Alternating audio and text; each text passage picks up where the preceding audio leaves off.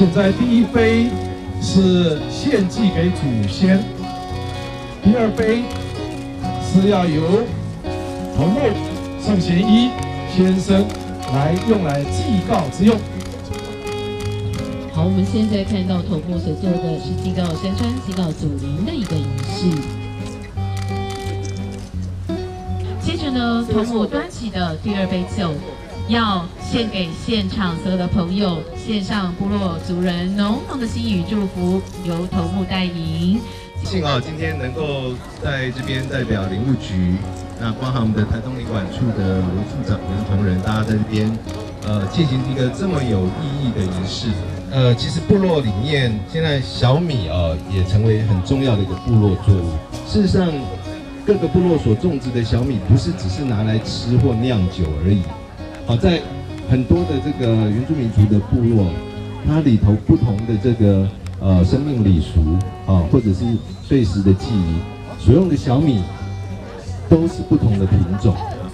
第二个，当时原住民部落所种植的这些小米呢，它其实也带动了一个非常特殊的，我们叫做生物多样性的东西，就是台湾有一种特有种的鸟类叫做山麻雀。那山麻雀过去在台湾的分布呢，它也就是依附在这些部落里头的小米田。那当然，现在小米田是过去的1%不到，所以山麻雀的族群数量也变少。所以我们现在呢，不管是基于文化多样性的保存，或者是生物多样性的富裕，我们都要开始来正视这个部落的小米的保种。我们要把这些古老的品种一一的再去把它找回来。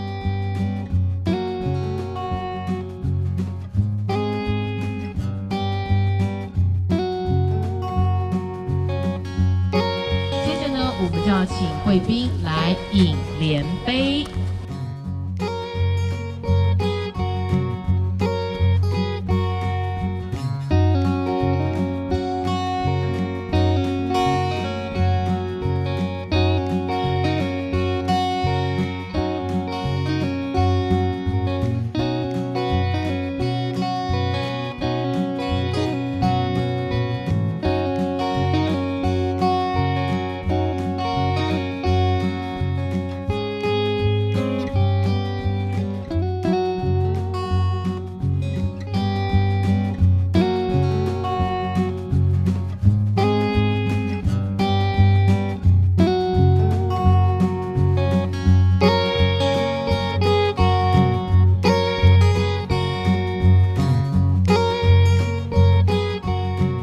有小米不能只丢一粒，要一直播下去，要一直播下去。